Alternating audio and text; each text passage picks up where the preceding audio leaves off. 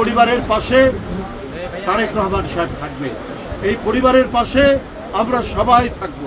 কারণ এই ঝড় বৃষ্টির মাঝে আমাদের এত লোক, এখানে রুম্বন, মিথুন, এখানে ইঞ্জিনিয়ার আশরাফ, এখানে আবুল কাশেম, এখানে সাংবাদিক রনি, তারা যদি চলে আসতে পারে, ঢাকা থেকে ব্যারিস্টার হেলাল যদি চলে আসতে পারে এই ঘটনা শুনে, সুতরাং আপনারা মনে করবেন যে এটি নিঃসন্দেহে বিএনপি পাশে থাকার একটি দৃষ্টান্ত।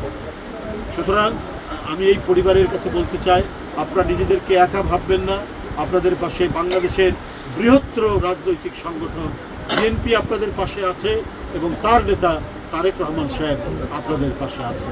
কোনো রাজনৈতিক ডামাডল বিএনপির যে সমাজ উন্নয়নমূলক এবং সমাজসেবামূলক কোনো কাজকে ব্যাহত করতে পারবে না।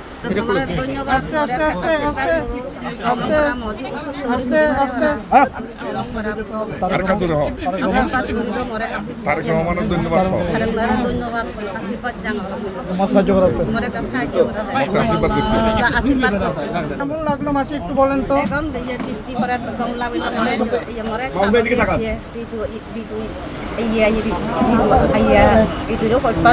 সাংবাদিক একজন মন্ত্রী একজন ব্যাগ একজন মরা হইত পাদন নেই যে সাই একজন মরা মুইয়া গং বই বিনে দাও না মুইয়া গং ভাঙর